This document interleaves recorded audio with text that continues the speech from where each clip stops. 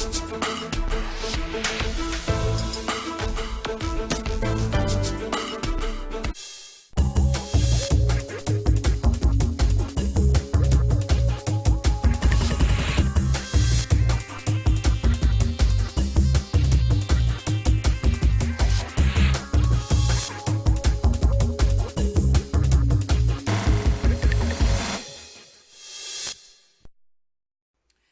la pluie à Kinshasa, mais l'émission passe, mesdames et messieurs, sous la pluie, mais nous sommes là, fidèles au poste, mesdames et messieurs. Aujourd'hui, nous avons le réel plaisir de recevoir Roby Kayenga, qui est porte-parole de son parti, Autre Vision du Congo. Avec lui, nous allons décortiquer les temps forts de l'actualité qui est très très riche cette semaine. Très heureuse d'être avec vous, Roby Kayenga. Merci beaucoup, madame. Merci. Voilà, Autre Vision du Congo, c'est vrai, votre parti, en tout cas, dit tout. Mais aujourd'hui, une année presque, hein, après l'alternance, les gens ne voient pas cette autre vision du Congo. Non, madame, vous savez que la maladie, quand elle entre dans un corps, elle entre longtemps, mais pour sortir, il faut un peu du temps. Elle entre rapidement, il faut sauter un peu du temps. Il y a des jalons et des bases qui sont posées. Je crois que notre parti, qui est dans le gouvernement, parce qu'il est aujourd'hui représenté par le vice-ministre de l'enseignement primaire, secondaire et technique, l'excellence Didier Boudimbo. Donc, dans sa démarche, dans sa façon de se comporter, il amène un Congo nouveau. D'abord, quand vous voyez, il travaille en synergie avec son ministre titulaire, le ministre d'État, Willy Bakonga. Il travaille en synergie et c'est son thé qui sont en train de se battre pour la gratuité de l'enseignement. Donc, madame, on ne peut pas aussi évaluer un mandat de 5 ans à une année. Donc, il y a des jalons de réformes qui sont posés, il y a des actions qui sont en train d'être menées, dont le résultat peuvent se... On peut avoir ces résultats à moyen terme, à long terme et à court terme. On sait qu'en politique, c'est peut-être une question de coutume, question de us et coutumes. On sait qu'on évalue après 3 mois, les 100 jours, on sait qu'on évalue toujours. Une année, on sait qu'on évalue, ce sont des us et coutumes comme ça. Mais quelqu'un m'a dit de vous poser cette question, vous êtes du gouvernement, les 100 jours du chef de l'État, on n'a jamais évalué ce programme des 100 jours. Qu'est-ce qui a été fait lors de ces 100 jours? Madame, dans les 100 jours du chef de l'État, il y a eu beaucoup de choses qui ont été faites. Il y a eu des choses qui continuent à se faire parce que même le saut de mouton aujourd'hui continue, c'est dans les 100 jours du chef de l'État. Vous avez vu que dans les 100 jours du chef de l'État, il y a eu des crispations totalement politiques. Les opposants qui étaient à l'extérieur en exil sont rentrés. Les prisonniers ont été libérés. Il y a eu quelques réfections de quelques routes qui ont été délabrées et qui ont été inaugurées. Il y a les sauts de moutons qui sont en train d'être refaits aussi. Il y a beaucoup de ponts qui ont été jetés partout sous le de la République. La route Boma-Mwanda est en train d'être réhabilitée au moment où nous vous parlons. La route de Kikwit-Chikapa jusque via Kananga est en train d'être réhabilitée. Il y a beaucoup de choses qui sont en train d'être faites, madame. Je pense qu'il faut inscrire ça dans la logique de 100 jours et les 100 jours ont été bien une réussite totale pour le chef de l'État. Dans les réseaux sociaux, c'est vrai que tout n'est pas seulement fake, c'est vrai qu'il y a aussi des gens de mauvaises intentions dans les réseaux sociaux, mais aujourd'hui, nous connaissons l'impact de ce qui se passe dans les réseaux sociaux. Roby Kayenga, je vais vous appeler Roby. Oui. Roby, vous avez vu ces photos-là pour la route Bokassa qui est déjà délabrée. Est-ce que c'est des fakes? Est-ce que vous avez vérifié? Est-ce que c'est réellement Bokassa qui est déjà délabré en moins de temps? Parce que ça a été réhabilité. Beaucoup de gens disent, voilà, on a réhabilité ça il n'y a pas longtemps, et les gens commencent à dire, on a même peur pour le saut de mouton, parce qu'on va respecter les normes. Si déjà en moins de quelques mois, les routes sont aussi délabrées, qu'est-ce qui va se passer avec les sauts de mouton? Dites à cette population si ces photos sont des fakes ou c'est réellement cet avenir. Madame, toute œuvre humaine est perfectible par essence. Donc il n'y a pas une œuvre qui soit parfaite. Une voiture, vous l'achetez aujourd'hui de l'usine, vous la sortez et vous la retournez parce qu'elle a un problème. Donc il y a des travaux qui peuvent se faire.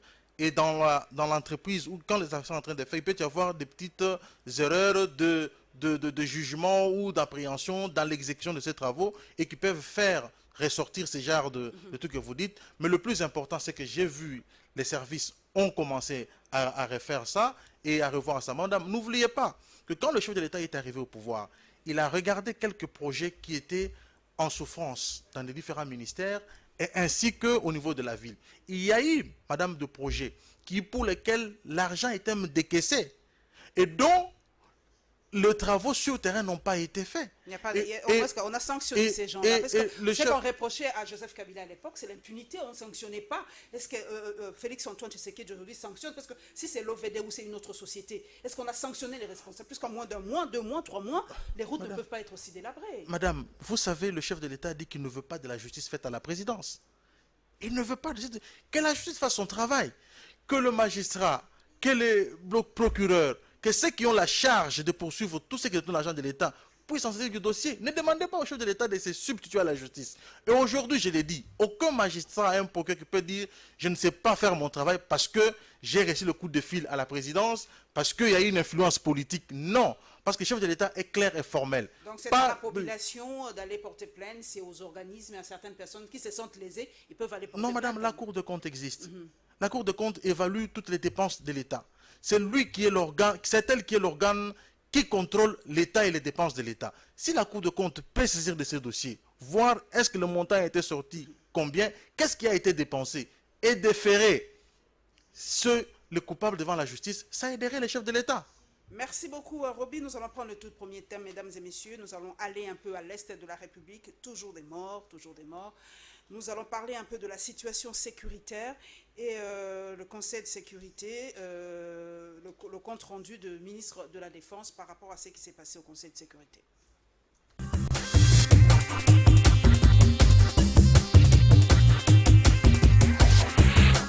La ville de Beni, dans la province du Nord Kivu, ne décolère pas suite à des violences sécuritaires qui y sont enregistrées depuis une semaine. La population ne jure que par le départ des soldats onusiens qu'elle accuse passifs en matière de protection des civils et de combattre le rebelle de Forces démocratiques alliées ADF. Dans le jour passé, certaines attaques meurtrières ont été déplorées près des différentes positions des contingents de la MONUSCO.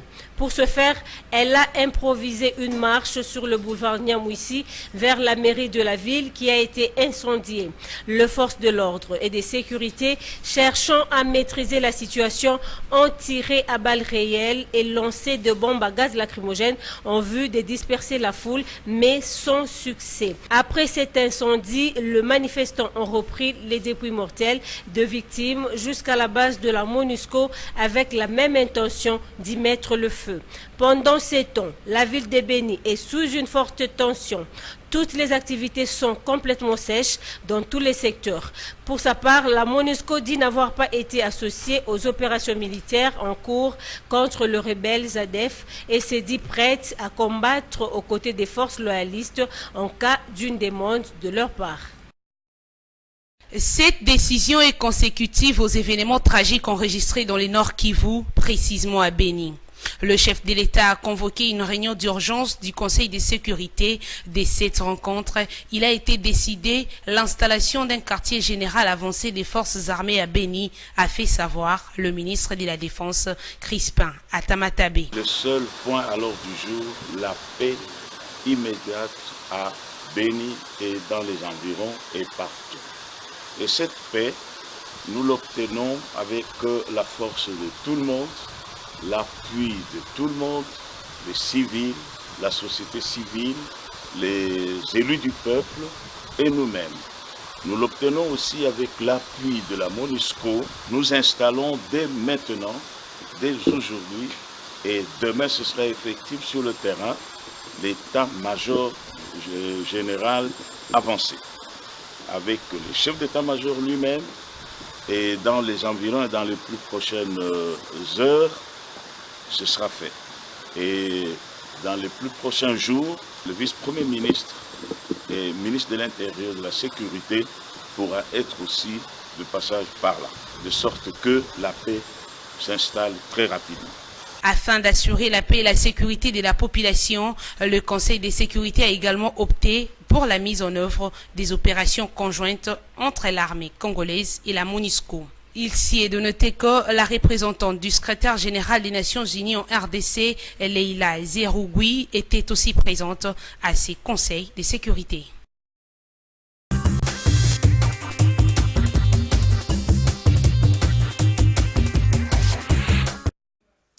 Moi, j'aime bien bien ces petites comparaisons, Roby, c'est vrai. Je me rappelle encore à l'époque, quand le président actuel était dans l'opposition, comment il fustigeait, comment il parlait de Béni, et toutes les responsabilités, c'était à la tête de Joseph Kabila.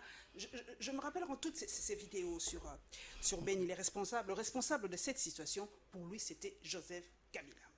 Aujourd'hui, avec ce qui se passe à l'Est, comparaison étant comparaison, bien sûr, on peut dire que ce qui se passe aussi, le responsable, c'est Félix Tshisekedi. Madame, je crois que les ADF ont su manipuler l'opinion publique. Et malheureusement, l'opinion publique est tombée dans le coup des ADF. Et même vous, les journalistes, vous êtes tombés dans les pieds des ADF. C'est comme si les chefs de l'État n'ont rien fait, madame. Je pense que depuis que cette situation de crise existe à l'Est, il n'y a jamais eu des opérations telles qu'elles ont été menées, cette fois-ci par les chefs de l'État, sous le commandement des chefs de l'État. Et ces opérations étant en cours, ce n'est pas une guerre asymétrique où vous allez vous trouver un ennemi qui est devant vous. Ce sont des gens qui s'organisent, la nuit ils viennent, et dans l'obscurité, ils tuent 2, 3, 4 personnes, et puis ils s'enfuient dans la forêt. Et les gens considèrent que les ADF sont très forts, ils sont en train de malmener nos FARDC. Donc à l'époque aussi, vous allez nous dire qu'à l'époque, le grand opposant était aussi manipulé. Aujourd'hui, il connaît les réalités, il sait ce qu'il doit faire. Madame, depuis le 30 octobre, il y a des opérations qui sont en cours. Est-ce que vous avez, vous en tant que journaliste ou l'opinion publique, est-ce qu'on a brandi les bastions des ADF qui ont été récupérés par les FARDC? Ils ont récupéré beaucoup de bastions. Les ADF sont en débandade. Maintenant, pour distraire l'opinion, pour manipuler l'opinion publique, qu'est-ce qu'ils font? Ils apparaissent dans le noir, ils tuent 2 ou 3 personnes, ils s'enfuient dans la forêt. Ils tuent 2 ou 3 personnes, ils s'enfuient dans la forêt. Et ça fait écho large et on le considère comme si c'était des gens très forts et qui étaient organisés. Alors que ce n'est pas vrai. Il y a une opération sur terrain qui est en train d'être menée. C'est vrai, même un seul mort ferait mal. Mais je crois que ils se sentent déjà en désespoir. Ce que les ADF sont en train de faire aujourd'hui, c'est tout simplement un aveu d'échec. Ils se sont rendus compte que maintenant, là, ils sont en train d'être exterminés définitivement. Et donc, c'est un combat d'arrière-garde, du terrorisme, de la guerre. Ils sont en train de faire tout ça. Et maintenant, nous, le peuple, malheureusement, nous tombons dans ces pièges-là. Au lieu d'encourager les FARDC, au lieu de rester debout, de booster nos militaires, tout le monde déjà dit, voilà, c'est le chef de l'État, n'est inefficace, il ne fait pas le travail. Alors qu'en ce moment, il y a un travail qui est entre fait. Je comprends les désarrois de notre peuple de Béni. Je comprends, personne ne peut accepter ce genre de morts. C'est tout des morts atroces, des morts à couteau, des images sont horribles. Et donc, ça s'en rend très, très, très, très mal. Et aussi, je comprends aussi que le peuple reproche à l'inertie de la MONUSCO. Ça, je suis d'accord avec le peuple parce que la MONUSCO n'est pas ici pour seulement se promener et regarder les gens. C'est d'abord la protection des civils. Le chef de l'État a dit que la MONUSCO peut rester. Pourtant, l'ancien, moi j'aime les comparaisons, c'est à partir de ça qu'on peut avoir une idée. L'ancien voulait le départ de la MONUSCO, mais le nouveau dit non, la MONUSCO doit rester. Pourquoi? Qu'est-ce que la MONUSCO fait aujourd'hui? Parce que si la MONUSCO est là, qui ne fait rien, que la population se plaint, la population dit que non, la MONUSCO est inerte. Alors, quelle oui, madame, j'ai suivi une vidéo sur France 24. Alors qu'à 5 km, on était en train de tuer la population civile. Exactement. Et la MONUSCO était là. Et on voulait y aller, il n'y avait que des ingénieurs et les militaires étaient à 80 km. Pourquoi ne pas même tirer des tirs de sommation pour que ces gens-là puissent prendre ne serait-ce que la poudre d'escampette? Donc c'est ça, le peuple a raison. Donc, pourquoi le chef veut que cette mission reste? Non, madame, vous savez, on ne peut pas aussitôt. Par exemple, on ne peut pas aussitôt. On ne peut pas aussitôt. Le chef de l'État venait à peine de prendre le pouvoir. Il n'avait pas encore totalement le contrôle de la situation. C'est maintenant qu'il est en train de comprendre certaines choses. Exact. Il n'y a pas cassure. Non, et quand vous arrivez immédiatement, vous demandez à la MONUSCO de partir. C'est ça la continuité. Vous dites, écoutez, vous restez parce que le mandat de la MONUSCO est renouvelable. Le mandat de la MONUSCO est renouvelable. On reste, on voit et puis on travaille d'abord. Parce que nous estimons que la MONUSCO de bonne foi est ici pour aider le peuple congolais et non pas pour se promener en villégiature dans des provinces et même être soupçonné dans des trafics de minerais. Ça, c'est très grave. Il faudra quand même qu'on dénonce cela. Mais le plus important ici, moi, je reviens sur ce que fait notre armée. L'armée est en train de faire un travail important, madame. Et les bastions... Nous le saluons d'ailleurs, parce que nous avons... Voilà. Mais quand l'Union européenne, par exemple, nous gagnons le temps, Roby, quand l'Union européenne cite certains généraux, aujourd'hui, qu'on doit mettre de côté, mais qui sont encore là, qui sont même dans les lignes de front, dans le commandement. On sait qu'ils sont trempés dans dans ce trafic des minerais, dans ce trafic de beaucoup de choses. Pourquoi aujourd'hui le chef de l'État maintient toujours ces gens qui sont soupçonnés, entre guillemets, de ces trafics illégaux? Madame, je me rappelle de l'interview du chef de l'État, il a dit qu'il y a eu une sorte d'exagération dans cette histoire de l'Est et avec l'implication de nos différents généraux. Je me demande quels sont ces Congolais-là, compatriotes, qui peuvent accepter pendant tout ce temps de voir leurs frères en train d'être massacrés de cette façon-là et de continuer à encourager ce genre de pratiques. Et je me demande toujours, quels sont ces vrais Congolais qui sont aussi dans l'armée? Parce que ces généraux-là ne le font pas seuls. Je me demande, est-ce qu'il y a de telles histoires, une telle trahison de la République peut se faire par une seule personne sans que les autres ne soient pas aussi au courant? Et donc, c'est que c'est toute l'armée qui est au courant, qui est en train de le faire. Même les soldats qui sont au front, est-ce qu'ils peuvent vraiment accepter qu'un général... C'est la discipline dans l'armée. Un caporal, qu'est-ce qu'il peut dire devant un général? Madame, un lieutenant, qu'est-ce qu'il peut dire devant l'armée? Il y a une discipline dans l'armée. Oui, la discipline, elle est là, mais la Constitution est claire. Un ordre manifestement illégal ne peut pas être exécuté.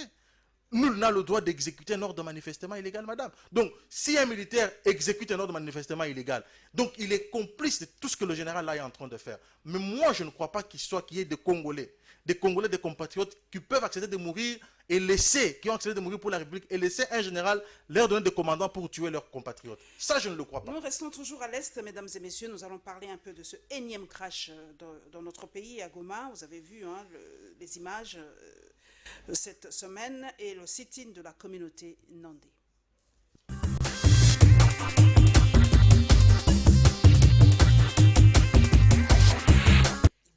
L'avion s'est écrasé sur 2 maisons de différentes parcelles dans les quartiers Biréré, situés au nord du centre-ville. Les services de la police locale ainsi que les camions anti-incendie ont été dépêchés sur les lieux pour constater les dégâts. Dans un communiqué officiel, le gouvernement provincial du Nord Kivu parle d'une vingtaine de personnes qui ont perdu la vie dans ces crashs, dont 17 passagers, 2 membres de l'équipage et 7 personnes au sol. Seulement une personne a survécu. Il est pris en charge par l'État congolais dans un centre hospitalier de la place. Les vraies causes de l'accident ne sont pas encore connues, mais la boîte noire de l'avion serait déjà récupérée par les services habilités pour une analyse approfondie. Rappelons que ce drame n'est pas un cas isolé en RDC.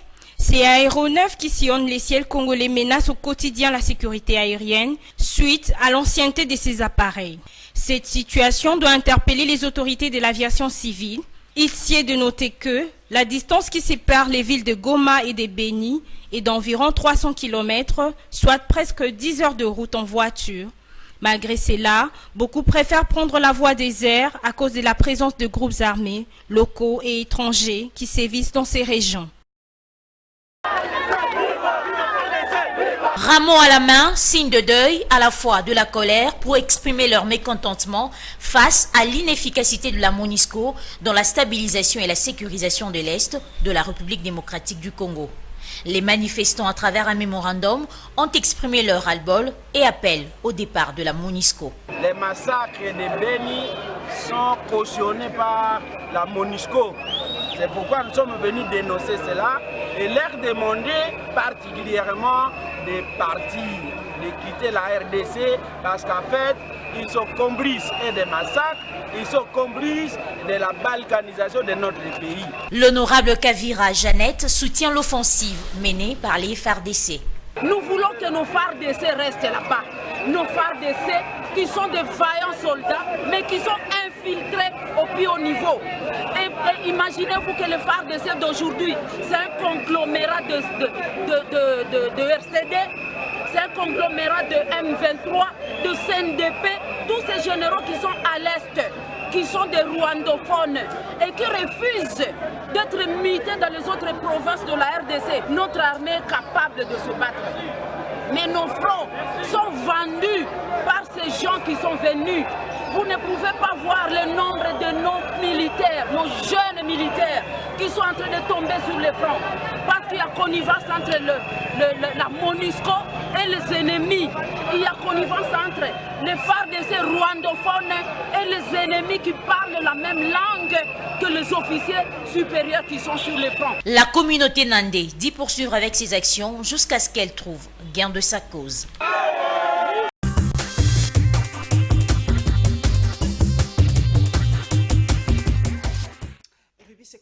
enfoncé encore le clou. Hein. Vous avez suivi cette députée qui a été encore plus explicite que moi.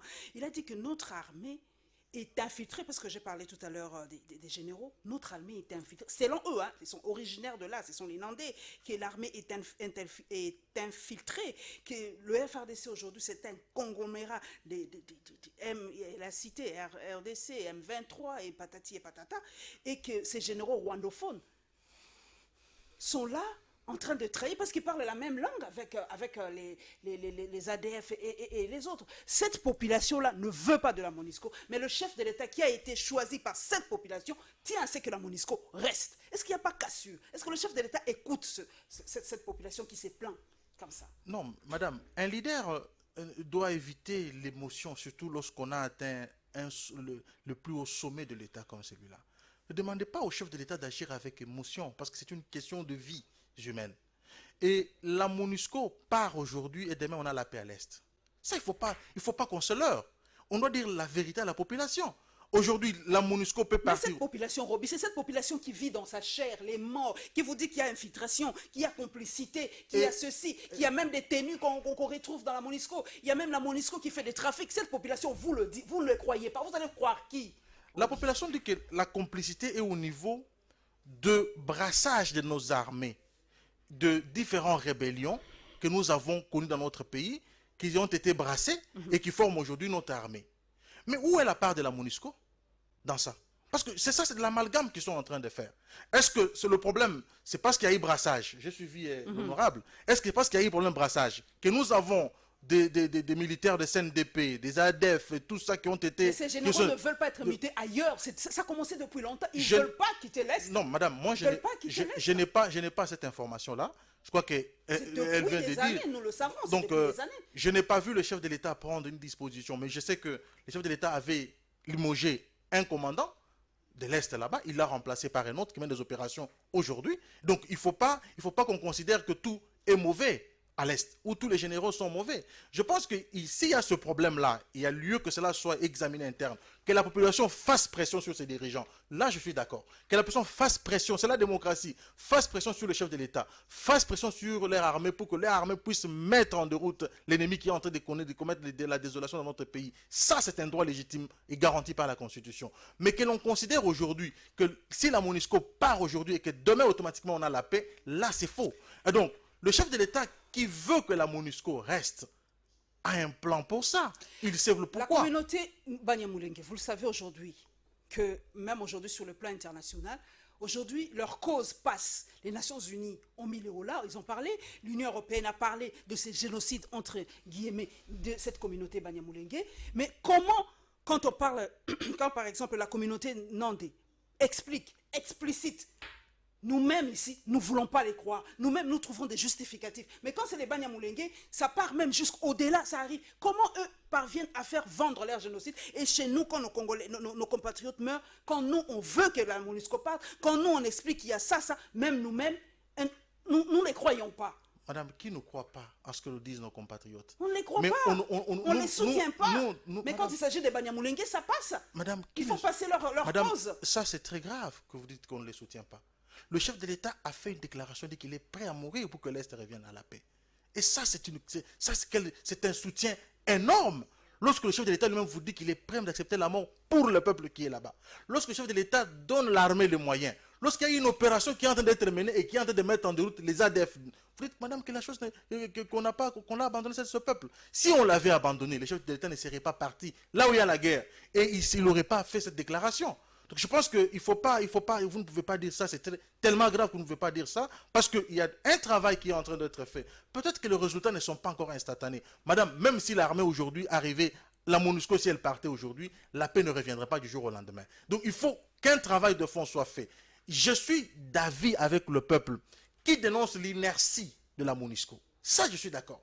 Si la MONUSCO n'intervient pas, n'agit pas puissamment et ne protège pas les civils, parce que le mandat avait même changé. Ils ont maintenant un mandat aujourd'hui de protection de la civile. Ils ne le font pas. Et là, je crois que la population est d'accord. Mais dire que la population est abandonnée, que rien n'est fait, ça c'est aussi exagéré. Parce que le chef de l'État lui-même, non seulement il s'est rendu personnellement sur place, il les a encouragés, ce qu'on ne voyait pas dans le temps passé. Et pour qu'on se déplace, aller là-bas, c'était un problème. Mais lui, c'était un civil. Il va là-bas, il dit, voilà, je suis prêt à mourir pour vous. Et il lance une opération de grande envergure. Je vous dis que les ADF sont en train de manipuler la population, l'opinion publique. Et l'opinion est en train de se laisser manipuler. Ces gens-là, aujourd'hui, ils ont compris qu'on est en train de les mettre en déroute et de les éradiquer. Et c'est comme ça qu'ils ont changé le modus operandi. Ils viennent la nuit, ils opèrent et puis ils fuient. Qu'ils se mettent là et pour se battre avec les FARDC, on va voir s'ils sont forts. Voyons maintenant par rapport à ce énième crash, Roby, on ne comprend pas. Nous avons toute une structure qui s'occupe de notre espace aérien, qui contrôle les avions, mais on a l'impression que chez nous, les crashs, c'est devenu monnaie courante. Non, madame, je crois que les crashs arrivent partout. Dernièrement, on a vu... Mais pas un rythme comme ça. C'est le 40e crash depuis... Non, madame. C'est le 40e. Dites-moi, depuis 10 ans, 5 ans, c'est le 40e crash. Non, madame. Depuis le tout dernier crash qui a eu lieu au Congo, ça fait plus de 2 ans qu'on a payé des crashs. Et même l'Antonov, ça date à peine. L'Antonov, c'est cette année. Exactement, c'est le 40e crash. Non, madame, n'exagérons pas. Moi, je me rappelle que le tout dernier crash doit avoir lieu en 2009. C'est tout, le dernier crash. Quel est le crash que nous avons connu dans notre pays depuis 2009 jusqu'à ce jour? Mais l'Antonov, vous le placez. Non, ça c'est cette année. Parce que quand vous présentez les choses, c'est de manière exagérée. Vous dites, non, voilà, il y a plusieurs crashs, alors que nous en avons connu que cette année que 2. Et depuis 2009, avec le crash de la CIA jusqu'à aujourd'hui, il n'y a pas eu d'autres crashs. Donnez-moi d'autres crashs qui ont eu lieu. Alors que partout dans le monde, il y a des crashs qui se font aujourd'hui. Donc, même des avions sophistiqués. Ici, nous attendons les résultats de l'enquête, parce que l'enquête est en cours. Les commissions, Roby, nous sommes Congolais, nous savons avec les commissions, même celui de l'Antonov, jusqu'à aujourd'hui, celle de l'Antonov, la commission... Madame, est-ce que vous savez qu'à l'aviation civile, il y a une direction chargée des enquêtes? Aucun journaliste ne s'est jamais rendu là-bas pour demander que tel avion a eu crash, les enquêtes ont été arrivées. Il y a toute une direction pour ça. Alors, même si vous allez sur les sites, vous tapez, vous allez dans les enquêtes, vous verrez des résultats qui sont là. Vous ne pouvez pas penser que vous attendez qu'on vienne vous présenter ça. Il y a une direction des enquêtes, madame, qui existe. Ça, je vous l'ai dit. Et donc, vous pouvez aller vérifier. Et donc, en matière d'aviation, c'est la documentation. Ce sont les documents qui parlent. Mais les avions qui circulent dans notre espace, ce ne sont pas des cercueils ambulants aussi. Parce que c'est ce que j'ai dit. On nous donne des carcasses, des trucs abandonnés chez les autres et que nous nous récupérons. Non, madame, dès lors que je vous dis que à la matière d'aviation, c'est une matière de documentation. Quand les gens présentent des documents qui sont conformes, de maintenance qui sont conformes, alors qu'est-ce que vous voulez que notre autorité d'aviation fasse? Parce que personne ne peut aller acheter un avion et investir tout en sachant que cet avion demain peut commettre un crash. Je trouve que ça, c'est un commerçant qui soit insensé. Et donc, je pense que ici, en matière d'aviation, ce sont les documents qui parlent. Et quand vous présentez le document auprès de l'autorité d'aviation et que les documents sont conformes, et lui vous donne l'autorisation. Voilà, nous revenons ici à Kinshasa. Vous savez, les pluies diluviennes qui sont tombées cette semaine ont occasionné aussi beaucoup de morts, en tout cas plus d'une 50aine déjà. En tout cas, nous présentons nos condoléances à ces familles. La pluie n'est plus du tout une bénédiction ici à Kinshasa. Chaque fois qu'il menace de pleuvoir, il y a des familles qui se mettent à genoux et qui implorent la clémence de l'Éternel. Et pourtant, dans le désert du Sahara, on se bat sous d'autres cieux pour qu'il n'y ait ne fût-ce que cette pluie. Et le président de la République est descendu pour voir lui-même, en tout cas, ce qui s'est réellement passé, les dégâts occasionnés par ces pluies.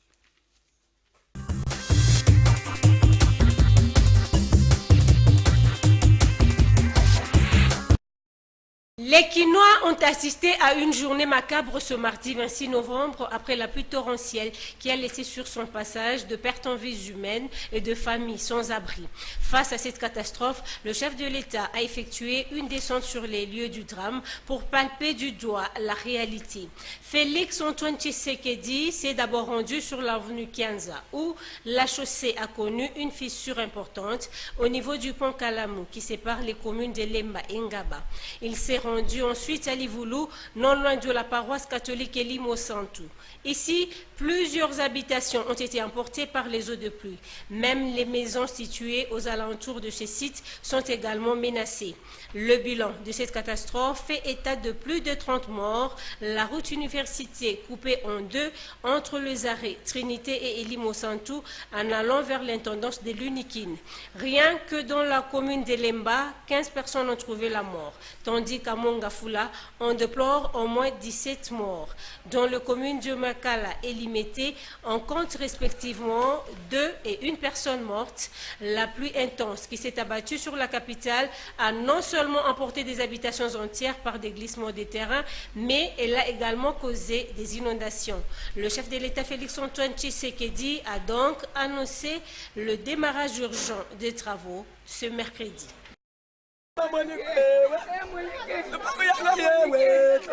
Je suis au milieu des immondices. Nous sommes dans le quartier Livoulou, dans la commune de Lemba. Vous l'avez certainement appris depuis ce matin. La pluie qui s'est abattue dans la ville de Kinshasa dans la nuit de lundi à mardi a fait des dégâts et en grande partie, c'est ici où il y a eu plus de dégâts en termes matériels et en termes de vies humaines.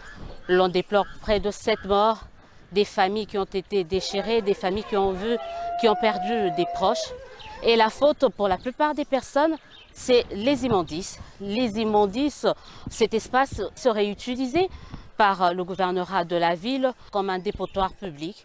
Et pour la plupart des habitants, c'est l'une des causes, c'est la cause principale de ces hécatombes qu'on déplore aujourd'hui dans cette partie de la ville de Kinshasa. Vous pouvez le voir, les décors est là, je suis en plein milieu dedans et le spectacle est catastrophique, le spectacle est déplorable. Catastrophe et salami koto makas vraiment. Donc moi il y a université à Likolo kunande ko sala et sanzi koto nyonso tout. Donc kuna Likolo cadastre tonga ba canalisation ezala ate. Kuna mupanzi on a 3 personnes. Balalaki na ndaku maye nyonso na mabele nyonso ya fulu ya munene oyo ya livulu e ko boma batu koto na se. Pourquoi 7 personnes na sur place à toi na 5 personnes ou déjà to moni 3 bazana mabele toto lukabango dans le moment l'anité.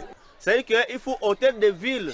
Donc hôtel de ville ils ont charge il y a bibement la nuance ils ont charge il y a des gars et c'est créé côté. Hormis cela, l'on déplore d'énormes pertes en vies humaines dans beaucoup des communes de la ville, province de Kinshasa. Et le ciel n'est pas non plus clément. Tout porte à croire que d'autres pluies risquent de venir. Et ici, on se dit, les gens ont certes peur, mais comment faire? Parce qu'ils n'ont pas d'endroit où aller. Certains essayent tant soit peu de réhabiliter, d'arranger les routes pour essayer de s'abriter en attendant que l'État puisse prendre en charge leur déménagement ou que l'État puisse le prendre en charge. L'État qui peut bien mais maman, l'État est là quoi qui peut venir en retard.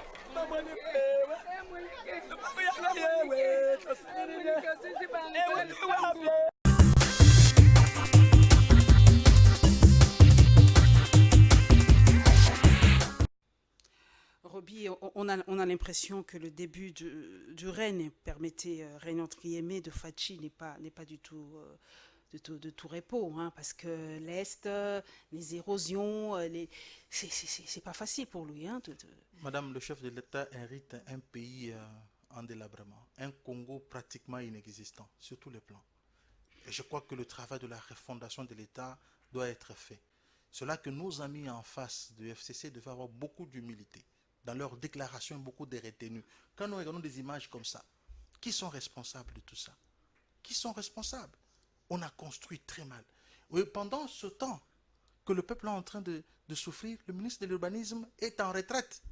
Lui qui devait venir voir ce qui doit être fait, il est en retraite d'un parti politique, d'un regroupement politique. Cela qui devait avoir quand même un peu de retenue, les scrupules de cette terre. Urbanisme et Habitat, c'est FCC. C'est FCC, madame. Et donc, il est en ce moment, il était en ce moment-là à la retraite. Alors que c'était un moment où il fallait communier avec le peuple, voire décider quel est le plan urbanistique qu'il a. C'est pas avec des choses comme ça qu'il devait être sur place et voir ce qui se passe. Mais il est en retraite. Avec le FCC. Nous héritons un pays totalement par terre. Un pays totalement inexistant.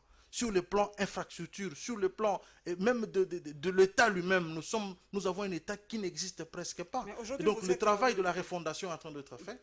Le chef de l'État, ce qui a toujours manqué dans ce pays, madame, c'est la volonté. Et là, nous sommes en face d'un chef de l'État qui a la volonté. Et peu importe les difficultés, pour nous qui le connaissons, nous savons que Fachi restera debout. C'est un combattant. Il va relever le défi. Et je crois que d'ici 5 ans, le peuple ne regrettera jamais de l'avoir voté. Exactement, mais vous êtes aujourd'hui excusez-moi, vous êtes partenaire aujourd'hui, c'est vrai qu'il est en retraite, mais bon, les résultats, ce sera pour vous deux. Hein, quand on va faire le décompte, on ne tiendra pas FCC cash, ce sera votre gouvernement et le mandat de Félix-Antoine Tshisekedi. Alors aujourd'hui, c'est vrai que vous dites tout ne peut pas être fait à la présidence, par la justice par la présidence, tout ne peut pas être fait par la présidence, mais aujourd'hui, quand le président de la République se rend compte d'une défaillance, est-ce qu'il ne peut pas ordonner à ce on a le droit, nous, de se dire, ce ministre est incompétent, changez-le. Il a le pouvoir, il peut glisser un mot pendant le conseil de ministres, dire que vous étiez où. On se demande, qu'est-ce qui se passe dans ce pays? Franchement, c'est vrai qu'il n'est pas dictateur, on ne veut pas faire de lui un dictateur, mais il a comme vous l'avez dit, hérité d'un pays en déliquescence, il doit taper du poing sur la table quand il sent que ça ne va pas. Oui, madame, je pense que jusque-là, je ne vois pas qu'est-ce que vous reprochez à tel ou tel gouvernement. Ça, c'est un tel ministre, ça, c'est un argument que j'ai dit, que nos amis du FCC, ils doivent, en regardant ce genre d'images, ils doivent prendre conscience de la qualité du travail qui a été abattu avant nous et avoir un peu de modestie dans leur langage et de retenue dans ce qu'ils sont en train de faire en politique avec nous. Et ici, je suis en train de définir le fait que le ministre de l'urbanisme devait être aux cheveux du peuple. Et c'est pendant ce mois qu'il devait aujourd'hui déjà nous dire ce qu'il prétend faire. Exactement. Qu'est-ce qu'il doit faire maintenant pour que ce genre de situation ne puisse... Et le Premier ministre, Ilunga Kamba, il sent ce genre de défaillance, ne peut-il pas trancher? Vous êtes avocat, je ne sais pas si c'est légal. Vous avez... Je ne sais pas. Non, madame, on permet tout dans ce pays. Le Premier ministre est un homme très rigoureux. Et il veut du bon travail. Je pense que c'est quand même parmi les bons choix du FCC. Je le dis en connaissance de cause, parce que je vois le travail qui a été notre battu, j'essaie de les lire, c'est parmi les bons choix du FCC dans ce gouvernement. Et donc, je ne pense pas que s'il constate une moindre défaillance, il laissera passer. Ça, je ne le crois pas. Parce que là où il devait faire passer des choses, il ne les a pas fait passer. Le gouvernement ici, il est pris dans un étau. Il n'y a pas de dépenses inutiles. Il n'y a pas de voyage inutile. Il n'y a pas assez d'avantages dans ce gouvernement. Le voyage n'est sûr que l'apanage du chef de l'État, en fait, on a l'impression. Non, le chef de l'État devait reviver notre diplomatie, qui était quasi et totale. La RDC n'existait plus sur le plan international. Il n'était plus fréquentable, Il n'était plus infréquentable et puis il n'avait pas de partenaire chez qui il fallait discuter. Maintenant, je dis les chefs de l'État partout, ils parlent, madame. Tous les grands du monde ont parlé. Vous avez suivi Emmanuel Macron, Angela Merkel, partout il est passé. Le président russe, tous les grands du monde ont quand même dit un mot sur la RDC et sur l'actuel chef de l'État. Qui n'est pas content de le rencontrer, de discuter avec lui? Donc le message du Congo est porté haut et le message du Congo est aujourd'hui écouté. Le Congo a aujourd'hui des adresses et quand il se rend quelque part, sa voix est portée, il prend la parole et il explique et le peuple se retrouve dans un... Comme on est dans le voyage du chef de l'État, il est ce dimanche en République centrafricaine. Le 61e anniversaire de cet État, de l'indépendance, de l'accession de ce pays à la souveraineté internationale. Nous côtoyons ce peuple qui ne comprend peut-être rien. Mais vous êtes une élite, vous devez expliquer. Le peuple s'est dit, on a beaucoup de problèmes chez nous. On a les massacres à l'Est, on a les inondations, on a les morts et tout ça. Est-il vraiment nécessaire que le chef de l'État se déplace en personne? Il y a un ministre des Affaires étrangères, qu'il est en République centrafricaine, rien que pour célébrer leur indépendance. Madame, vous ne dites pas à la population qu'il sera aussi à Zongo. Ça, vous ne le dites pas. Donc son voyage ne va pas se limiter là-bas. Dès qu'il quitte là, il sera à Zongo. À Zongo chez nous. Sud Bangui. Là où il y a des inondations. Là où il y a des inondations, il va se rendre là-bas au chevet de la population. Ça, au moins, vous ne le dites pas au peuple. Donc, madame, il y a des exigences diplomatiques. La com du chef, hein, il ne communique pas très bien. Il faut qu'on fasse la traçabilité de voyage du chef. Hein. Oui, mais madame, mais... C'est leur travail, c'est leur boulot. Comment moi je l'ai su? Je l'ai su par le voie de médias. En quittant le Centrafrique, le chef de l'État va se rendre au sud de Bangui avec la population qui a vécu les saisons des inondations. Et ça, il faut le dire aussi au peuple qui sache qu'il va quitter là-bas, il va consoler son peuple. Ça, on ne le voyait pas, madame. Un chef de l'État qui est présent sur tout le front. Donc, le chef de l'État va aller à Zongo parce que là-bas aussi, il y a des inondations. Hein. Ça, c'est d'ailleurs même au Kassai, on a vu. On dirait que la pluie aujourd'hui veut réveiller ses anciens démons. C'est vrai, Kinshasa aujourd'hui, et on a constaté aussi l'absence du gouverneur lors de... Bon, il semble qu'il était en déplacement. Toujours. Le vice-gouverneur était là. Madame, les inondations se font un peu partout dans le monde. Mais le problème que nous évoquons ici chez nous, c'est parce que Mongafula n'a pas été totalement urbanisé. Mongafula n'a pas de collecteur d'eau. Excusez, il n'y a pas de collecteur d'eau. L'eau, c'est le travail du ministère de l'urbanisme, des affaires foncières, qui devait nous dire aujourd'hui, ils doivent nous produire un travail sérieux pour mettre fin à ça. C'est ce qui doit être fait. Donc c'est autour de ça que nous devons cogiter et que nous devons travailler. Pas autour des déclarations politiques, des avantages politiques. Nous y allons d'ailleurs, c'est cette retraite du FCC, hein, à Kisontou. Comme vous le savez, le FCC s'est réuni pour, en tout cas, comme le dit si bien Maître Roby Kayenga, cogiter pour trouver peut-être des pistes de solutions, parce que ces derniers temps, il y a eu regain de tension entre vous, les partenaires. Il y avait des maîtres boxeurs et des maîtres nageurs, des supercutes et de la nage. C'était pas très beau à entendre ces derniers temps. Et on a vu aussi la présence du président honoraire qui est allé là-bas. Et comme nous sommes dans les partis politiques, nous allons parler du meeting du vice-président de l'Assemblée provinciale de Kinshasa, Francis Tchibalabala.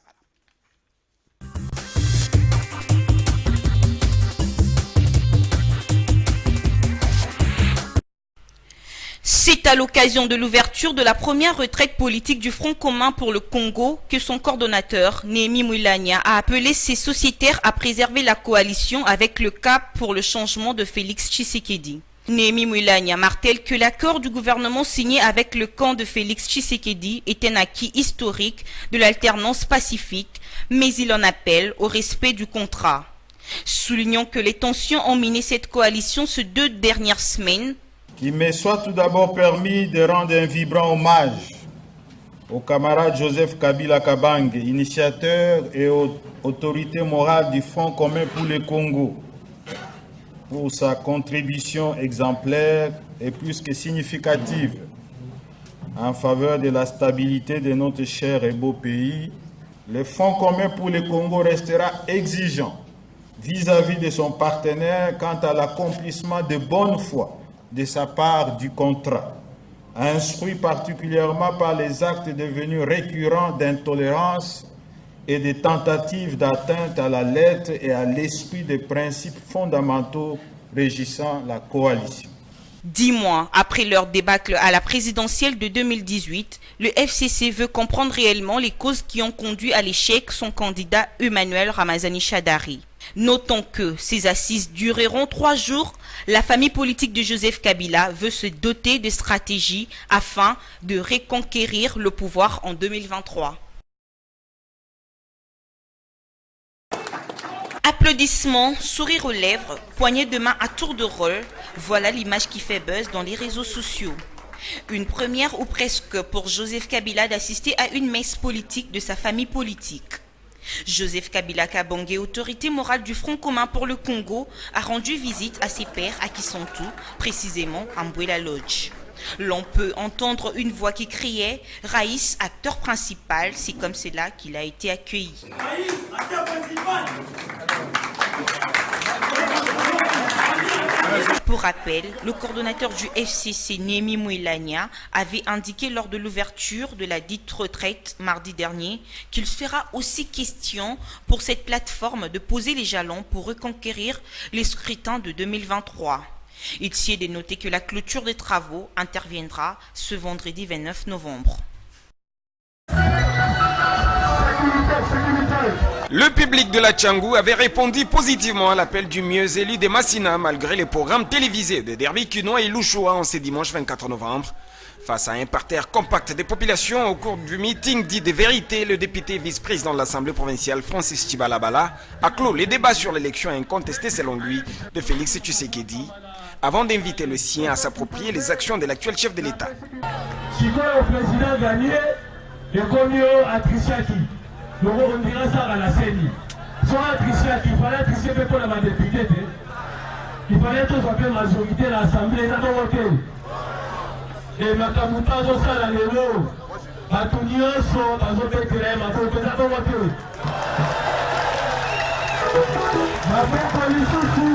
Si le président de la République remplit ses tâches comme il se doit, il en est de même pour Francis Tchibalabala, le député dit ne ménager aucun effort quant à la défense des intérêts de sa base naturelle.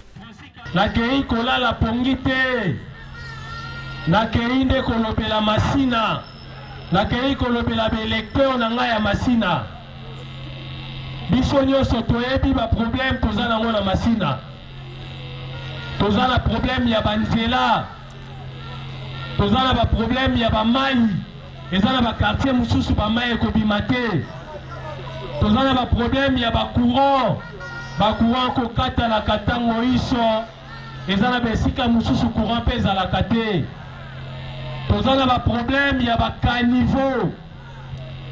soki mbula ebeti esika mai ekotiolaka mpona ekende kobwakama na ebale eza te na masina na biso oyo toza pe na baproblème ya insécurité nalobelaka yango mikolo nyonso tozalaka na baplénière. Pour lier l'utile à l'agréable, des présents ont été remis à toutes les cellules de base de l'UDPS, district de la Tchangou, des structures de jeunes, mais également certaines associations et confessions religieuses ont été bénéficiaires des kits de vareuses, de sacs de ciment et autres biens de valeur, sous la grande admiration du public.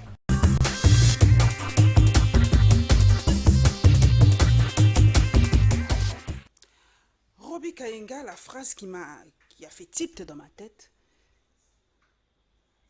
le non-respect du contrat, selon le FCC.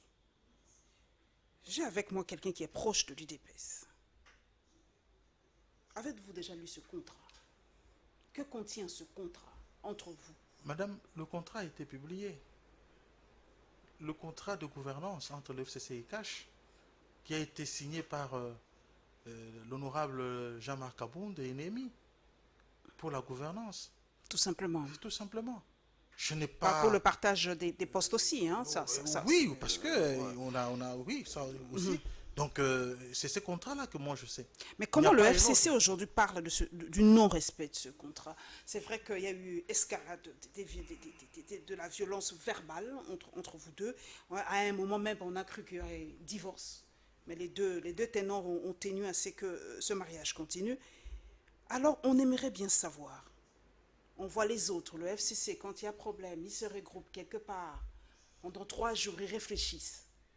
Leur élite, leur commandant et tout ça. On ne sent pas ce même schéma pour CACH, par exemple. Quand il y a des problèmes comme ça, est-ce que vous vous réunissez aussi, vous vous retirez pendant quelque temps pour cogiter, pour réfléchir, pour avoir des pistes de solutions par rapport à ce partenariat? Madame, ça fait 18 ans que le FCC s'est réuni toujours. Quel est le résultat sur terrain? Est-ce qu'ils se réunissent pour le bien du peuple? C'est ça le problème. Est-ce qu'ils se réunissent pour le bien du peuple? Est-ce qu'ils se réunissent parce qu'ils ont perdu le pouvoir, ils veulent récupérer le pouvoir en 2023? Ils le disent carrément, c'est pas un péché de récupérer le pouvoir en 2023. Qu'est-ce que le peuple a à voir dans tout ça? Nous devons nous réunir pour le peuple. Nous sommes de la plèbe. Nous sortons de la population. Nous sommes là pour l'intérêt du peuple. Et ils sont dans leur confort habituel. Ils veulent continuer dans ce confort-là. Et il ne faut pas qu'on se réunisse pour se réunir. Est-ce que quand ils se sont réunis, ils sont réunis pour le peuple ou bien ils sont réunis pour leur pouvoir, pour leurs égaux du pouvoir? C'est ça le problème, madame. On ne se réunit pas pour se réunir.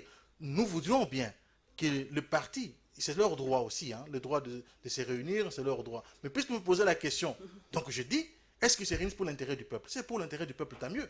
Mais dans la plupart des cas, c'est toujours des cogitations autour de il faut invincer tel, il faut enlever tel au pouvoir, tout ça. Donc en fait, c'est ce qui n'est pas bon. Ce qui n'est pas bon, ce qui n'est pas bon. Donc si c'est pour l'intérêt du peuple, c'est pas toujours parler pouvoir pour le pouvoir, alors que le peuple vous a désavoué. Pouvoir pour le pouvoir, c'est pas aussi bien. Le peuple a désavoué, mais ils ont la majorité à l'Assemblée nationale, vous le savez. Oui, madame, le peuple, notre peuple, j'ai toujours donné cet exemple.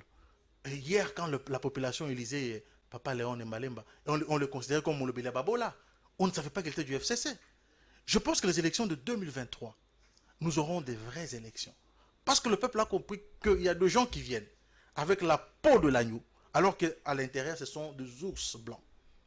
Et prêts à dévorer, et même à piquer le sang du peuple. C'est vrai que l'une des recommandations aussi qui est sortie, hein, c'est le fait de condamner le fait de remettre en fonction le gouverneur du Congo central et son vice-gouverneur. Le FCC a quand même réagi négativement par rapport... Et quelle est la position de notre vision pour le Congo par rapport à ce retour du gouverneur du Congo central? Merci beaucoup. C'est une question très capitale. Je voudrais que le FCC doit s'habituer avec l'état des droits. L'état des droits a des principes. Vous vous rappelez, Madame Chadari, aujourd'hui le secrétaire permanent du PPRD, alors ministre de l'Intérieur, le gouverneur du Kassai, Alex Kandé, il a été appelé ici, il n'est jamais rentré. Il n'a jamais été révoqué par l'Assemblée nationale. Il n'a jamais été suspendu, mais il a été remplacé par Denis Kambay. Par quel mécanisme? C'est cette pratique-là. Il y a eu un gouverneur qui a été réhabilité par la Cour constitutionnelle. Donc Chadari a refusé l'exécution de l'arrêt de la Cour constitutionnelle. C'est parce qu'ils n'ont pas la culture de l'état des droits. C'est tout à fait normal aujourd'hui que ce gouverneur soit réhabilité? Madame, la suspension de Atou Matubwana était le travail de Basile Olongo, alors vice-ministre de l'Intérieur. Et le parquet général de la République déclenche une procédure d'accusation contre les deux gouverneurs. Encore que Atou, il est présumé innocent jusqu'à présent. Quel est le fait direct qu'on lui reproche? Quel est le fait? Ce que nous voyons, c'est une photo ou une vidéo. Mais on ne voit pas Atou Matubwana dans cette histoire-là. Seule la justice pouvait nous aider à savoir quelle était l'implication de Atou. Mais seule la justice pouvait nous révéler cela. La justice a été bloquée par l'Assemblée professionnelle, qui est majoritairement du FCC. Les députés, les représentants du peuple né Congo a dit, nous ne voulons pas que le procureur général de la République puisse poursuivre Atou. Et alors en ce moment-là, on fait quoi? Parce que c'est constitutionnel. Il fallait que le peuple, les élus du peuple se prononcent, disent voilà, nous vous accordons, nous levons les humilités pour que Atou soit poursuivi. L'Assemblée professionnelle a refusé de lever les humilités. Il a refusé de mettre la négociation. La justice a été bloquée quelque part. Il est bloqué. C'est ça la faiblesse de l'état de droit aussi. Alors nous devons nous incliner devant le principe de droit. Alors, qu'est-ce que dans l'entretemps, la province doit être dirigée. Nous constatons que les élus qui ont voté à tout et que le peuple a voté disent que nous voulons de lui. Alors, qu'est-ce que le vice-premier ministre de l'Intérieur, Kankoune, devait faire? C'était lui demander d'aller travailler. Alors, mais il y avait quand même un AI, un ad interim, quand même. Est-ce qu'il y avait un laps de temps requis pour lever cette... Non, mais Atou ne devait pas rester dans cet état éternellement. Indéfiniment. Indéfiniment. Parce que déjà tout était bloqué. Il a été suspendu pour permettre les enquêtes. Les enquêtes ne savent plus évoluer parce que l'Assemblée professionnelle a refusé, carrément. Alors on fait quoi? Donc je crois que la culture de l'état des droits doit être ancrée dans le cerveau de nos partenaires. Ils ne doivent pas continuer à se comporter comme ils l'ont fait dans le temps passé. Alex Kand est venu ici, il n'est jamais rentré au Kassai. Il n'est jamais rentré. Qu'est-ce qu'il a fait comme temps? Est-ce qu'il a été destitué? Madame, seul l'organe qui peut donner l'autorisation pour la mise en accusation d'un gouverneur, c'est l'Assemblée provinciale. Et l'Assemblée provinciale a refusé de le faire. Par ricochet, on s'est dit que c'est la population. Quand même éthique. Une internaute m'a dit de vous poser cette question. Avec ce sextape, ces vidéos qui restera à jamais dans les réseaux sociaux, même d'une façon éthique, est-ce qu'on ne pouvait pas les sanctionner rien que pour ça? Peut-être le vice-gouverneur, on a vu sa nudité, on ne va pas se le cacher, dans les réseaux sociaux. D'une façon éthique, on ne peut pas dire non, celui-là non. Madame, je veux bien. Le sextape n'est pas immoral. Non, madame, vous savez cette histoire, c'était une machination.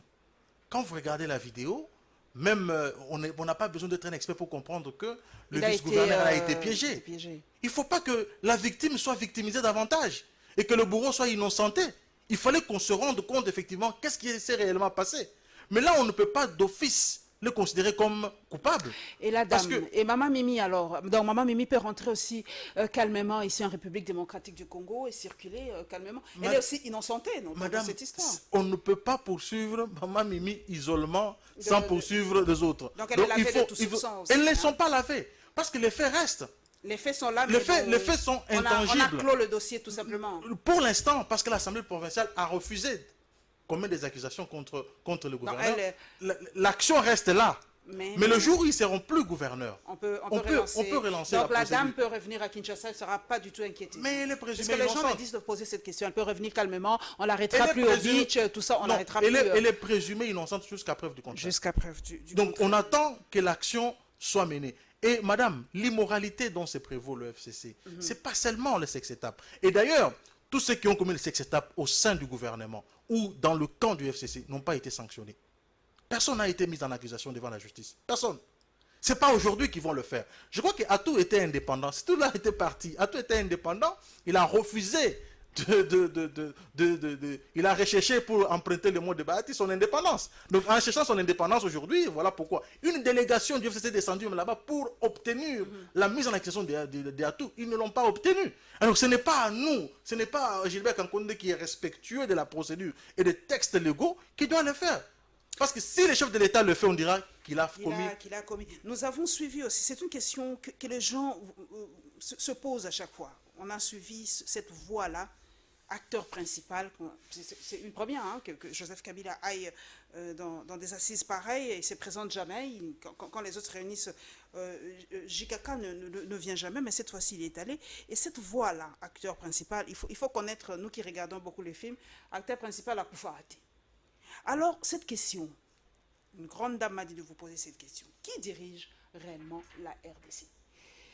Madame? Est-ce que la main noire de Kabila plane toujours sur certaines décisions de la République ou le président de la République? On l'a suivi aussi, certains hauts dignitaires de ce monde lui ont dit d'être totalement indépendants.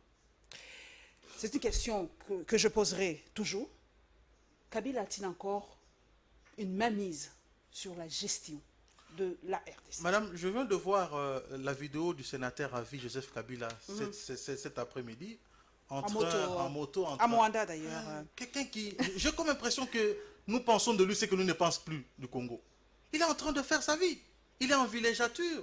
Il est en train de récupérer sa jeunesse qu'il avait perdue pendant qu'il était chef de l'État. Il est en train de se mouvoir. Mais pourquoi nous devons toujours revenir à lui? Ceux qui l'appellent acteur principal, ils savent pourquoi. Mais nous ne pouvons pas... D'ailleurs, il est difficile, madame, que même les gens du FCC sachent la vraie volonté de Kabila. S'ils étaient capables de dénicher ça, ils auraient su que Tchadar serait président de la République. Il serait candidat président de la République. Personne n'a jamais connu la volonté de Kabila, de tous ces gens-là. Moi, il les surprend toujours, comme il les a surpris là-bas.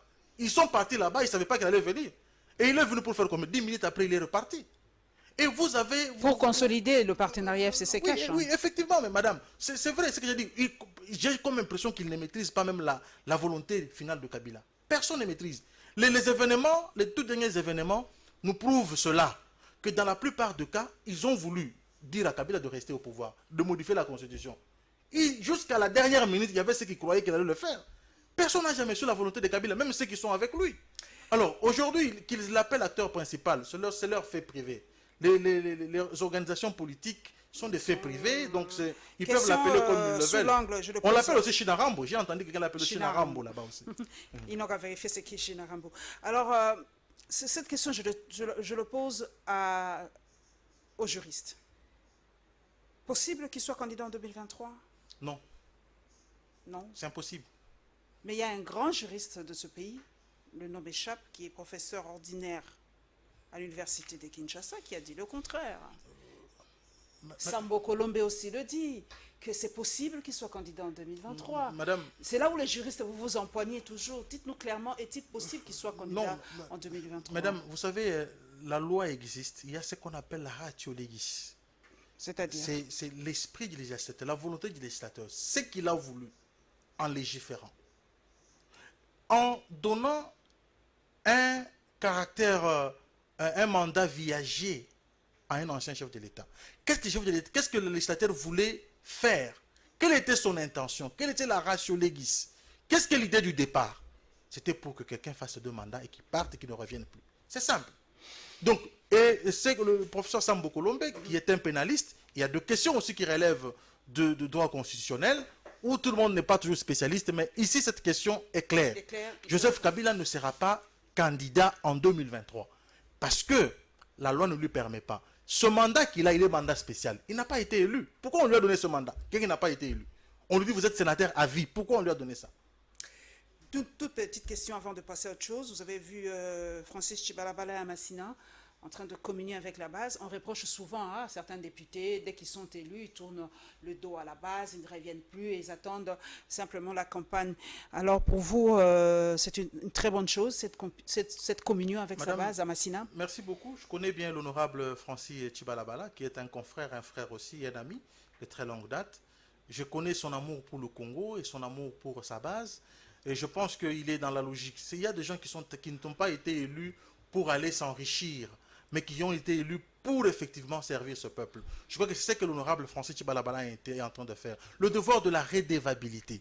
Il est parti, il appelait ça meeting de vérité, parce qu'il devait dire à son peuple, depuis que vous m'avez élu, voilà la démarche, voilà ce que j'ai fait, voilà là où nous cheminons. Et le peuple a le même niveau de compréhension.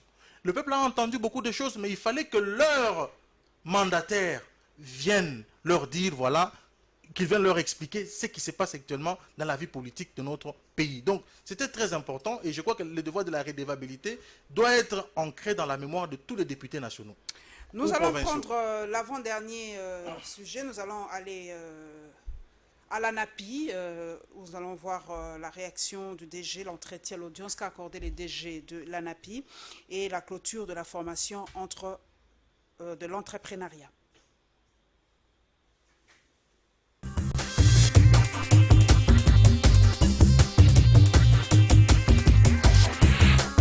La question du retrait de la MONUSCO en RDC fait couler encre et salive au sein de la classe politique congolaise.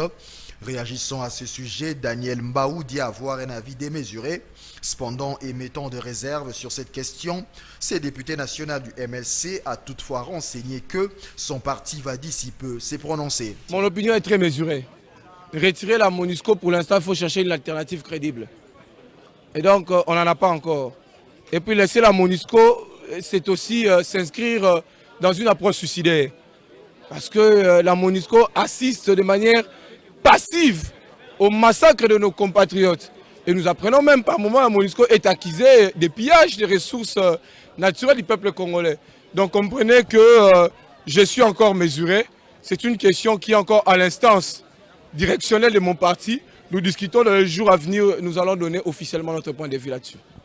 Ici est de rappeler que suite aux tueries à répétition enregistrées dans l'est de la RDC, la population de cette partie du pays sollicite le départ inconditionnel de la mission des Nations Unies pour la stabilisation du Congo. Ambiance particulière ce vendredi au siège de la CENI. Les agents de cette institution d'appui à la démocratie sont montés au créneau. Ils sont venus revendiquer leur salaire, mais aussi la prime électorale de décembre 2018. Sifflet, rameaux et calico en main, tout un arsenal pour dire leur ras-le-bol. Les agents qui travaillent dans les bureaux, des membres du bureau de la CENI, ça veut dire les conseillers, les agents d'appoint et tout ça.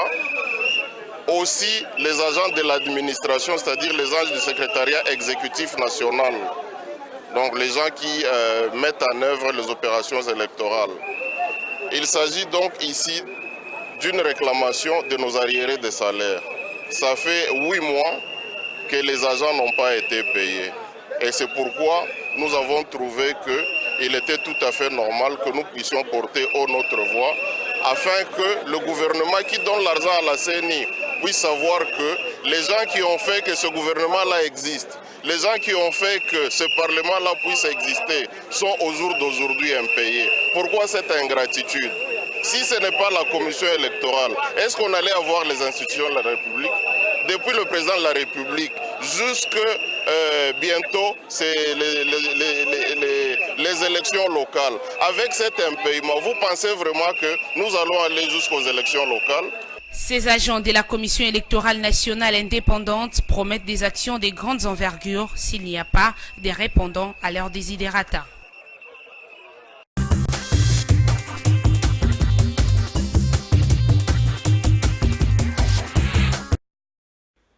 Rabi, vous avez suivi ce papa qui parlait vraiment de... C'est vrai que vous avez dit pas trop d'émotions, mais comme l'a dit Senghor, l'émotion est nègre, on vit avec.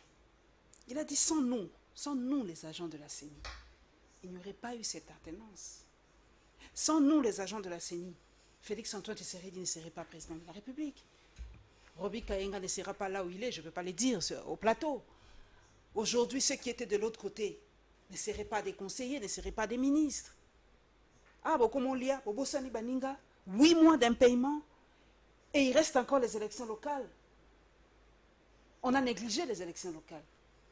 Est-ce que vous n'avez pas pitié de ces agents qui sont congolais comme toi, qui sont congolais comme vous, qui êtes aujourd'hui des ministres, des députés, des conseillers, je ne sais pas moi encore, grâce à cette CENI? Madame, je crois que c'est inacceptable tout simplement. Je pense que cette façon de traiter nos compatriotes n'est pas digne. Il faut, l'ouvrier mérite son salaire, donc chacun doit être payé au prorata de ses prestations et au prorata de ce qu'il a fait comme travail et qu'il a servi. Personne ne sert le pays gratuitement de mon expérience. Personne. Tout le monde qui a servi ce pays a été payé d'une manière ou d'une autre. Donc il est important, même si le salaire est maigre, il est important que ces gens soient payés, que nos compatriotes soient payés. Je pense que les autorités habilitées et ceux qui ont cette responsabilité, je pense qu'ils doivent entendre ce cri du peuple et leur rendre leurs droits. Parce que, n'oubliez pas, le salaire a un caractère viager, le salaire a un caractère lié à la vie. Et même, on ne peut pas saisir le salaire de quelqu'un. Quand vous payez quelqu'un de salaire, vous le privez de la vie. Vous ne voulez pas qu'il ne vive. Et ça, c'est inacceptable. Ça, c'est quelque chose qui ne puisse pas, qui ne peut pas être, qui ne peut pas avoir de la place dans un État de droit comme le nôtre. Donc, je crois que les autorités doivent s'en saisir de ce dossier et donner à ce peuple... Les élections locales, Roby, aujourd'hui, on n'en parle même plus. Hein, mais je me rappelle, moi j'aime toujours l'histoire, parce que l'histoire, c'est comme le rétroviseur. Quand nous jetons un coup d'œil en arrière, nous voyons ce qui a été dit à l'époque. À l'époque, je me rappelle, les élections locales sont importantes. Je recevais beaucoup de gens ici. Les élections locales sont importantes. Il n'y a aucune élection plus importante que l'autre. On connaît la chanson. Aujourd'hui, vous êtes au pouvoir presque une année après. Les élections locales passent aux oubliettes. Qu'est-ce qui se passe? Il n'y aura pas d'élection pour les élections pour les municipaux, tout ce qui reste là. Non, madame... il n'y a toujours pas d'argent. Non, non, tous nous voulons que ces élections puissent se tenir. Et donc je crois qu'il faut un peu de temps. Parce que la CENI qui est là, elle est déjà fait mandat. Il faut une nouvelle CENI recomposée autrement. Et il faut, à mon sens, une restructuration de la CENI. Parce que si on ne la restructure pas, on risque de tomber encore dans les mêmes problèmes qu'on a eu d'avant les élections de 2018. Les problèmes d'ordre technique, le problème de députés validés, invalidés, les députés avec de voix qui n'ont pas été bien comptées, tout ça. Tous ces problèmes-là, madame, doivent être résolus avant d'aller aux élections. Ça, c'est un point de vue que je pense qu'il faut... Il ne faut pas toujours qu'on aille parce qu'il faut partir. Non. Avec ce qui s'est passé, maintenant que nous sommes au pouvoir, on doit bien organiser les choses. On doit organiser de bonnes élections pour que quand quelqu'un va voter Madame Paulette, il dit voilà, je vote Madame Paulette comme conseillère municipale à Mongafula. Ce n'est pas une propagande que je fais pour vous. Il faut que la personne voit Madame Paulette être élue à ce poste-là. Il faut que ça soit ainsi. Quand je donne ma voix à un député, il faut que celui-là soit élu. Je pense qu'il faut, et pour ça, il faut la restructuration de la CENI. Il faut qu'on reparte sur les erreurs des élections du 30 décembre 2018 et qu'on essaye d'améliorer les choses pour avoir de très bonnes élections. Et aussi, il y a aussi ce problème de financement qui tarde aussi à venir. Nous avons des urgences, nous avons des questions très pertinentes qu'il faut déjà... Comme la gratuité de l'enseignement. Exactement, exactement. Madame, je pense que... Cette question d'ailleurs, je vous la pose aussi, cette gratuité. Beaucoup disent que c'était dans la précipitation. C'est vrai que c'est constitutionnel. Beaucoup disent que c'est dans la Constitution. C'est comme le découpage territorial, c'est dans la Constitution. Mais beaucoup disent que ça a été fait comme ça, comme un truc politique. C'était dans l'impréparation et tout ça. Est-ce vrai? Est-ce que cette gratuité, elle est vraiment effective, Roby? Madame, dans ma profession d'avocat, il me dit que dur à l'ex, c'est de l'ex. La loi est dure, mais c'est la loi. Donc, peu importe ce qui est dit, lorsque la loi vous dit que vous devez faire ça, il faut le faire. Il y a quand même des circonstances atténuantes. Je ne suis pas juriste, mais il y a quand même des circonstances atténuantes. Les circonstances atténuantes sont légales, hein, sont prévues par la loi. Il faut qu'elles soient prévues par la loi. Ah bon. Il n'y a pas de circonstances atténuantes qui sont en dehors de la loi. Il faut qu'elles soient prévues dans la loi. Et donc, comme il n'y a pas de circonstances atténuantes pour ce fait-là, pour cette disposition légale, elle doit s'appliquer. Madame, je vous dis aujourd'hui, il fallait que... Moi, j'apprécie le courage du chef de l'État. On y va. Depuis 2006 jusqu'à ce jour, cette disposition n'a jamais été appliquée. Il dit cette fois-ci, on y va. Le FCC n'a pas dit ça. Le FCC a dit, eux, ils ont commencé étape par étape. Ils ont commencé au Congo central. Ils y allaient par palier parce que... Bon, madame, vous savez... c'est votre partenaire, vous connaissez comment ils font. Vous savez... les uppercuts et la nage. La réussite a toujours plusieurs parents. Donc, c'est l'échec qui est un parent pauvre, un enfant pauvre qui n'a pas de parents. Mais quand c'est la réussite, tout le monde... se targue, parce que ça c'est parmi le déclic de Tshisekedi, ce qui a permis à la population de considérer qu'il y a effectivement le changement, c'est entre autres ça. Moi je suis allé à Menkao, j'ai trouvé un papa qui me dit maître, moi j'ai voté pour un candidat, mais aujourd'hui avec ce que Félix a dû faire, moi je pense que mes enfants vont à l'école, j'ai oublié l'histoire de Minerval. C'est le petit peuple qui, parce que vous savez madame, dans notre pays il n'y a pas la classe moyenne, il y a soit les riches, soit le pauvre. Et donc, ce sont les pauvres qui se retrouvent dans cette gratuité. Et qui savent, et qui sont nombreux d'ailleurs, qui sont nombreux et qui sont en train de palper la réalité de la gratuité. Ce ne sont pas les riches. Ceux qui envoient les enfants là où on paye 3 000 $, ils s'en foutent. Ils ne sentent pas ça. Mais ceux qui n'ont pas de moyens, c'est maman, les gens impayés comme nous venons de le voir. S'ils peuvent ne serait-ce que envoyer leurs enfants dans une école gratuitement, mais il n'est pas payé. Madame, ce n'est pas un soulagement. Donc sur politique fiction 2023, on aura les élections. Hein. Oui, madame. Tu sais qu'il va respecter la loi comme il est vraiment. Madame, il n'y aura pas de prolongation, il n'y aura pas d'excuses. 2023, je pense. J'ai aimé l'anecdote de Baba Kyungu. Quand il dit, tu sais qu'il dit non, à la fin de mon mandat, il dit non, mais il ne faut pas parler de la fin de ton mandat et tout ça. Donc, c'était une anecdote, une parenthèse. Donc, madame, et vous vous rappelez, le président Félix a dit qu'il ne gâchera pas, qu'il ne crachera pas sur la mémoire de son père. Ça, il l'a dit même aux évêques de l'Église catholique. Et donc, Tshisekedi, c'était un amoureux de la loi et respectueux de l'état des droits. Si en 2023, et que c'est la fin de son mandat, il organisera les élections, il va se représenter et il sera encore réélu. Et nous parlerons de lui en 2028. Parce que c'est après 2028 que nous allons lui demander de se reposer. Et il ne reviendra plus jamais. Non, il ne reviendra plus jamais. J'espère que vous n'allez pas changer. J'espère que vous n'allez pas après trouver encore des noms parce que c'est Tshisekedi, il va revenir. Madame, Tshisekedi a l'avantage. Rien ne se perd aujourd'hui. Non, Tshisekedi a l'avantage d'être un homme vrai. Et moi, je vous dis que je ne suis pas derrière les hommes, je suis derrière les idéologies.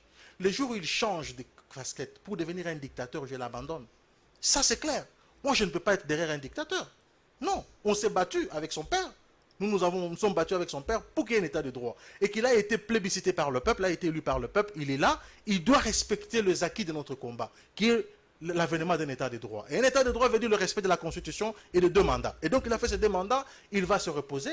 Il sera une référence pour la République. Il sera sénateur à vie. Il sera sénateur à vie. Ils vont se rencontrer avec Joseph Kabila. Ils peuvent prendre leur pause partout où ils veulent. Et donc, ce sera une fierté. Et l'autre président qui viendra, il sera aussi... Probablement Vital Kamerhe, selon l'accord de cash. Hein? Oui, c'est pas exclu. Nous allons terminer par le volet économique, mesdames et messieurs. Nous allons aller à l'ANAPI, où le DG Anthony Kinzo a accordé une audience aux membres de API Congo et la clôture de la formation pour l'entrepreneuriat.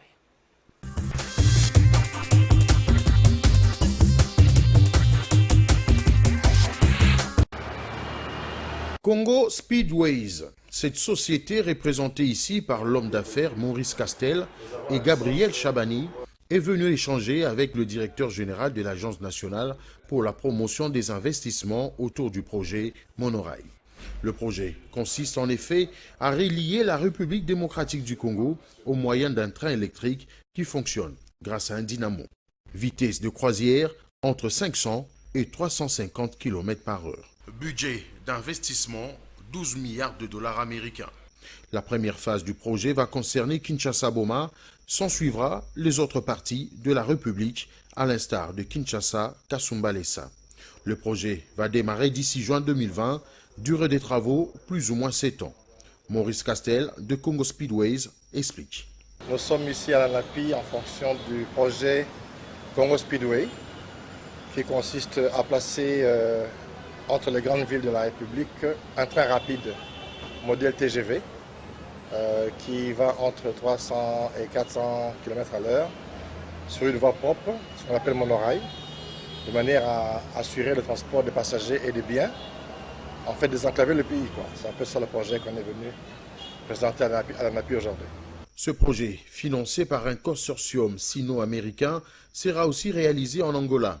La ligne Cabinda-Luanda sera la première phase de travaux. Autre projet à réaliser en République démocratique du Congo, plus précisément à Kinshasa, c'est la construction de l'autoroute périphérique qui va relier le centre-ville et la partie est de la capitale en longeant le fleuve Congo.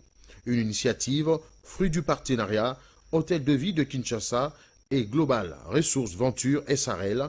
Coût de travaux 1,7 milliard de dollars. Une route qui va faciliter l'accès sur le site de la société de construction API Congo. Les programmes de formation sur l'entrepreneuriat pour l'année 2019, initiés par le Centre d'action pour le développement des entreprises en Afrique, a fermé ses portes ce vendredi 29 novembre 2019. L'occasion a été pour son directeur, Wenjo Pascal, de vanter les prouesses de cette dernière édition. Ce programme, conçu avec la collaboration de la Fondation Hans Seidel, est à sa 2e édition. À la différence de ce que nous avons réalisé pendant plusieurs années, Ce programme a la particularité de s'adresser et de réunir 3 catégories de personnes. Un groupe d'entrepreneurs en activité effective, un autre groupe de délégués des associations porteurs de projets économiques et le troisième groupe, c'est un groupe de jeunes intéressés à l'entrepreneuriat.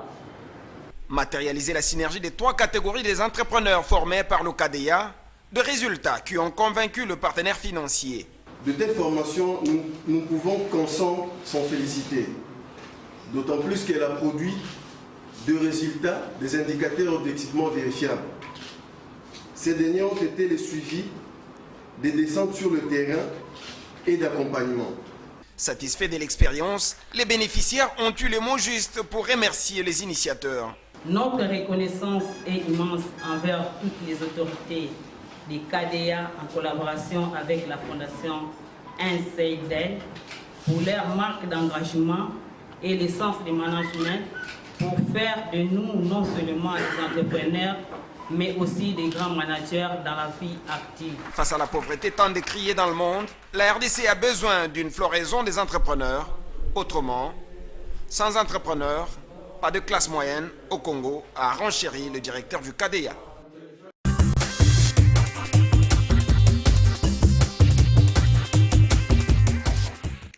Je reprends les mots du chef de l'État qui veut créer des millionnaires en République démocratique du Congo, des entrepreneurs congolais. Et on l'a vu aussi à Picongo qui se bat pour construire des maisons, des trains et tout ça. Donc on a l'impression que notre pays est en moule. Tout est vraiment à reconstruire aujourd'hui. Madame, le commentaire que nous avons suivi tout à l'heure parle de l'émergence de la classe moyenne. Et donc on ne peut pas résorber les taux de chômage que nous avons sans l'entrepreneuriat. Donc il faut qu'il y ait des nouvelles sociétés, il faut qu'il y ait des entreprises nouvelles, des privés surtout, qui puissent nous permettre à engager le Congolais et à ce que le Congolais puisse trouver du travail. Donc sans cela, madame, on ne créera pas la classe moyenne. Sans cela, le taux de chômage ne va pas connaître une baisse énorme. Parce que l'État lui-même est incapable de prendre tout le monde. Et le pays ne se développe pas avec l'État lui-même. Le pays se développe avec les entreprises privées, donc les sociétés privées qui doivent investir au Congo, apporter les capitaux frais pour que nous permettre au pays... Il y a des paramètres aussi qui entrent en jeu, comme l'énergie. On a déjà un problème grave d'énergie en République démocratique du Congo. Comment créer des industries, par exemple, quand on a un déficit énergétique en RDC? Non, madame, en fait, le déficit énergétique que nous avons, ce n'est pas par manque de potentialité. Donc, on est potentiellement riche, ça c'est depuis l'école primaire qu'on connaît ça, Roby. On est potentiellement riche. Oui, mais le chef de l'État, vous avez suivi. On est en train de redynamiser notre INGA, on est en train de chercher comment arriver à une production efficiente et qualitative qui puisse permettre à ce que la population soit servie et que les entreprises puissent être servies. Nous avons beaucoup de sources d'eau. Je crois qu'il faut travailler là-dessus et arriver à... Madame, même les entreprises qui viennent, ils peuvent nous proposer de créer des barrages. Vous avez par exemple le Kibali, et on crée leur barrage, ils suivent le courant avec la population environnante. Donc il y a aussi la possibilité qu'une entreprise vienne, il crée son barrage et il a du courant qui va servir la communauté et s'occupe aussi de son entrepreneuriat. Nous sommes en train d'atterrir, Roby. Est-ce que vous avez quelques mots pour qu'on puisse se dire au revoir avec cette population qui nous suit en ce moment? Non, madame, je voudrais encourager notre peuple. Il est en train de pleuvoir pendant que nous tournons cette émission. Je comprends la... J'espère qu'il n'y aura pas d'inondation, vraiment, pas de mort, pas de... Nos genoux sont vraiment en train... Nous implorons la grâce de Dieu. Et pour ceux qui croient en Dieu, bien sûr, nous pensons que c'est lui qui fait pleuvoir la pluie, pas pour que les gens puissent mourir, mais il fait pleuvoir la pluie pour le bonheur de tout le monde. Donc je voudrais que cette pluie apporte le bonheur à tous les Congolais et que le peuple congolais ait confiance en chef de l'État. Il est en train de faire un travail de titan.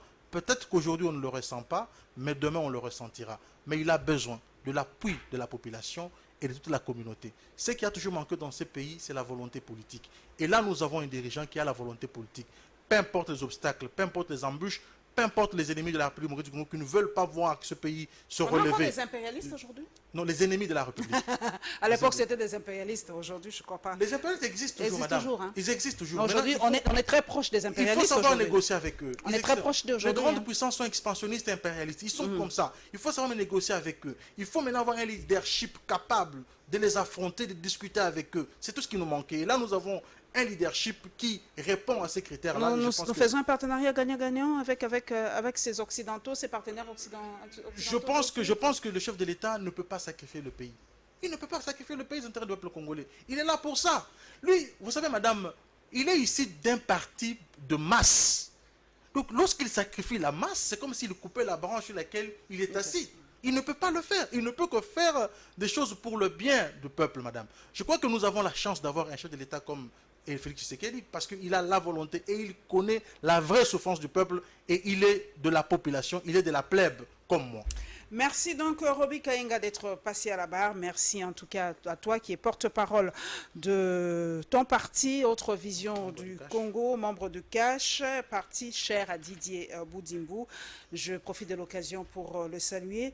Comme il est devenu ministre et ne passe plus à Info 7, j'espère qu'il viendra. Madame, il était passé là. Hein? Oui. Le message est passé. Qui vienne aussi nous parler un peu de l'EPSP. Parce qu'on a ouï dire qu'il avait menacé les enseignants.